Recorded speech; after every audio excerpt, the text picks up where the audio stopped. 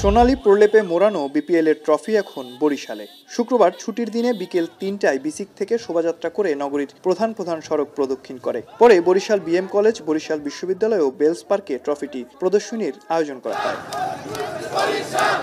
এ সময় ট্রফির সঙ্গে ছবি তোলার সুযোগ পান দর্শনার্থীরা। বিপিএল এর এই ট্রফি দেখতে ভিড় করেন নানা বয়সের ক্রিকেট প্রেমীরা। তাদের আগমনে এক উৎসবমুখর পরিবেশ সৃষ্টি হয়। এ সময় বিপিএল এর থিম সং এর সাথে পারফরমেন্স করে বিশ্ববিদ্যালয়ের শিক্ষার্থীরা। নানা বয়সের মানুষ ও স্থানীয় বাসিন্দারা ট্রফি দেখার জন্য ছুটে আসেন। এই আয়োজনকে স্মৃতির পাতায় অমলিন করতে অনেকেই ট্রফির সামনে দাঁড়িয়ে ছবিও তোলেন। ট্রফি দেখতে এবং ছবি তুলতে পেরে উচ্ছ্বাসিত সবাই। এর সঙ্গে আগামীতে বরিশালে বিপিএল এর আয়োজনের দাবি জানান বরিশালবাসীরা।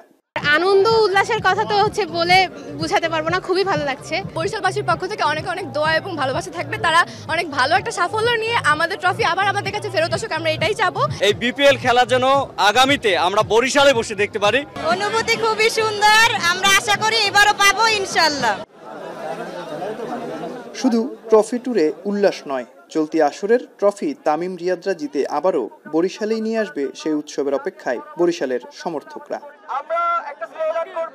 অমিত হাসান, এখন বরিশাল।